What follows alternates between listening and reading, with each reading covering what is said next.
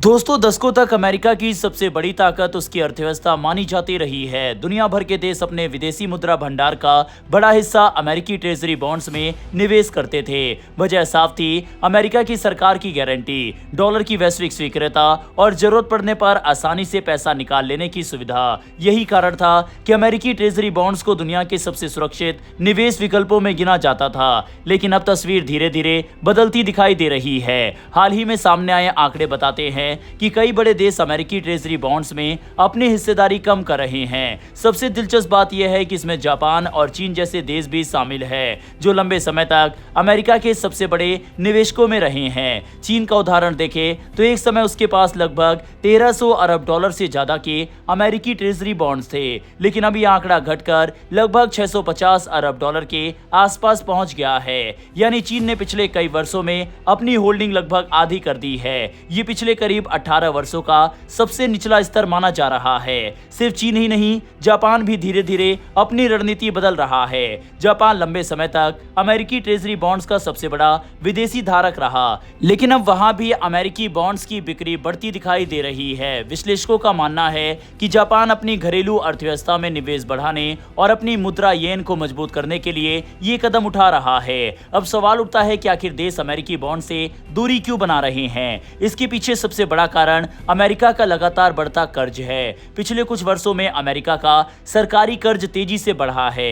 Covid महामारी के दौरान भारी सरकारी खर्च, रक्षा बजट में बढ़ोतरी, ब्याज भुगतान का बढ़ता बोझ और बुजुर्ग होती आबादी के कारण सरकारी खर्च लगातार बढ़ता गया। स्थिति यह है कि अमेरिका का कुल सरकारी कर्ज 36 ट्रिलियन डॉलर से भी ऊपर पहुंच चुका है। इतना ही नहीं, आने वाले 12 महीनों में अमेरिका को लगभग 8 ट्रिलियन डॉलर से ज्यादा के परिपक्व होने वाले कर्ज का भुगतान यानी पैसा चुकाना पड़ेगा। ये एक बहुत बड़ी राशि है और इसी वजह से निवेशकों की चिंता भी बढ़ रही है। जब दुनिया के बड़े देश अमेरिकी बॉन्ड्स बेचते हैं तो इसका सीधा असर अमेरिका पर पड़ता है। अमेरिका को या तो निवेशकों का पैसा लौटाना पड़ता है या फिर पुराने कर्ज को चुकाने के लिए नया कर्ज लेना पड़ता है। यही कारण है कि कई विशेषज्ञ अमेरिकी कर्ज व्यवस्था को लेकर चिंता जता रहे हैं। इसके साथ ही एक और बड़ा बदलाव देखने को मिल रहा है। दुनिया के कई केंद्र बैंक अब अमेरिकी बॉन्ड्स की जगह सोने को प्राथमिकता दे रहे हैं। भारत, चीन, तुर्की, पोलैंड और कजाकिस्तान जैसे कई देशों ने पिछले कुछ वर्षों में बड़े पैमाने पर सोने की खरीद की है। इसके पीछे भी एक महत्वपूर्ण कारण है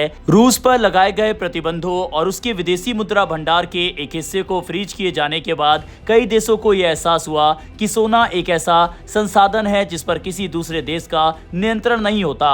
सोने को आसानी से प्रतिबंधित या फ्रीज नहीं किया जा सकता।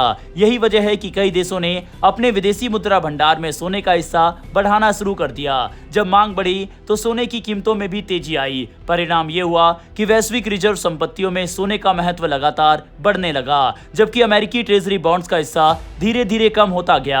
हालांकि इसका मतलब यह नहीं है कि अमेरिकी डॉलर की ताकत पूरी तरह खत्म हो गई है। आज भी डॉलर दुनिया की सबसे महत्वपूर्ण रिजर्व मुद्रा है। अंतर्राष्ट्रीय व्यापार का बड़ा हिस्सा डॉलर में ही होता है। दुनिया में अभी तक कोई ऐसी मुद्रा नहीं है जो डॉलर की जगह पूरी तरह ले सके। लेकिन यह भी सच है कि अब कई देश अपने विदेशी मुद्रा भंडार को अधिक विविध बनाने की कोशिश कर रहे हैं। कुछ देश आपसी व्यापार अपने स्थानीय मुद्राओं में कर रहे हैं। कई देशों ने द्विपक्षीय मुद्रा समझौते भी किए हैं ताकि डॉलर पर निर्भरता कम की जा सके।